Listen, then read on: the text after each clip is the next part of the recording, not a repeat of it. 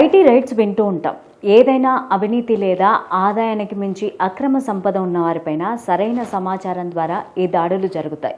అయితే అందరికీ వచ్చే డౌట్ ఏంటంటే, ఇంట్లో అసలు డబ్బు ఎంత ఉంచుకోవచ్చు, ఎంతవరకు పరిమితి ఉంటుంది, ఆదాయపు పన్ను చట్టం ఏం చెబుతోంది, నియమాలను ఉల్లంఘించినందుకు ఎంత జరిమానా పడుతుంది, అంతేకాకుండా ట్యాక్స్ ఎంత కట్టాలని అంతా ఆలోచిస్తూ ఉంటారు.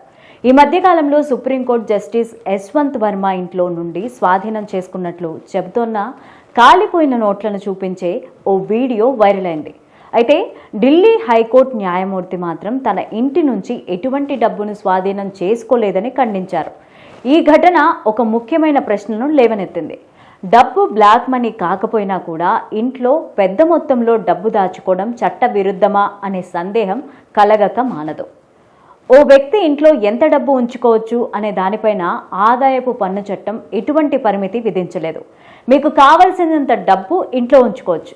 ఉన్నత స్థాయి అధికారులకు కూడా ఇదే వర్తిస్తుంది. వీరికి ప్రత్యేక మినహాయింపు లేదా పరిమితి అంటూ లేదు. అయితే కొన్ని షరతులు తప్పక పాటించాలి. డబ్బు చట్టపరమైన మార్గాల నుంచి వచ్చి ఉండాలి. ఇంకా ఆదాయపు పన్ను రిటర్న్ చేసి చూపించి ఉండాలి.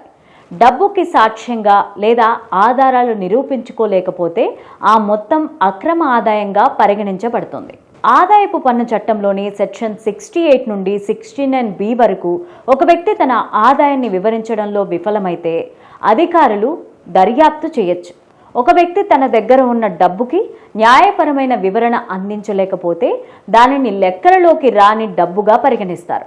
ఇంకా తీవ్రమైన పన్నుకు చిక్కులు ఎదురవుతాయి. ఇన్వెస్టిగేషన్ టైంలో పన్ను అధికారులు నివేదించని డబ్బు కనుగొంటే భారీ శిక్షలు విధించవచ్చు.